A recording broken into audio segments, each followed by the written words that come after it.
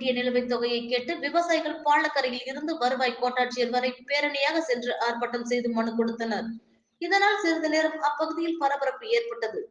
கடலூர் மாவட்டம் விருத்தாச்சலத்தில் கரும்பு விவசாயிகளுக்கு கொடுக்க வேண்டிய நிலுவைத் தொகையை கேட்டு விருத்தாச்சலம் பாலக்கரை ரவுண்டானாவில் இருந்து வருவாய் கோட்டாட்சியர் அலுவலகம் வரை பேரணியாக சென்று ஆர்ப்பாட்டம் செய்து மனு கொடுத்தனர்.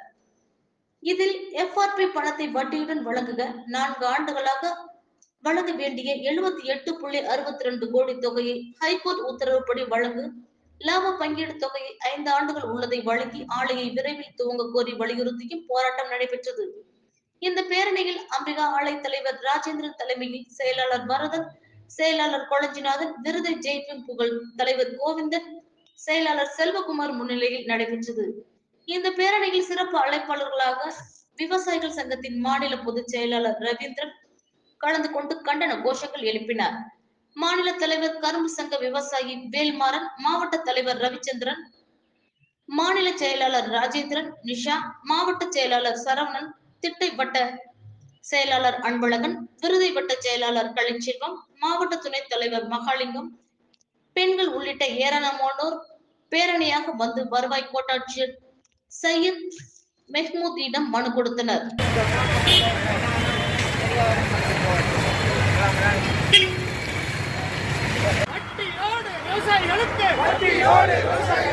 உடனே வழங்கு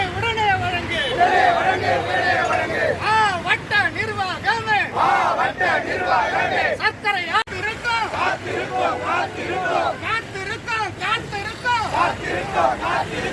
ஏறு ஓட்டி காணடிச்சு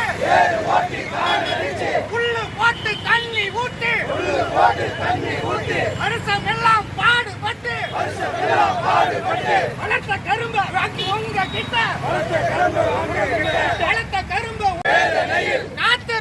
காத்திருக்கோம் உடனே கொடு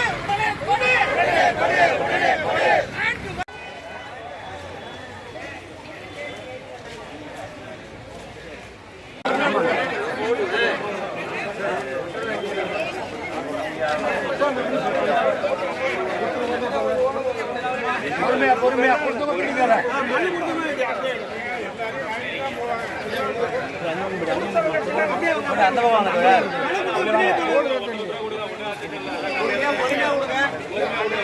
அந்த